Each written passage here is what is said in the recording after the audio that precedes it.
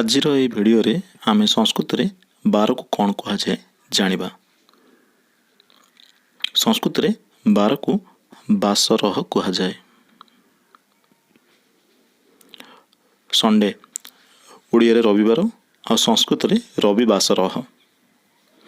Monday Odia रे सोमवार संस्कृत रे सोमबासरह। ट्यूसडे मंगलवार संस्कृत रे मंगल बासरह। वेडनेसडे बुधवार संस्कृत रे बुध बासरह। थर्सडे गुरुवार संस्कृत रे गुरु बासरह। फ्राइडे शुक्रवार संस्कृत रे कहा जाए शुक्र बासरह। सैटरडे शनिवार संस्कृत रे शनि बासरह। बासरह स्थान रे आमे बारह प्रयोग करि परिबा यथा रविवार सोमवार इत्यादि।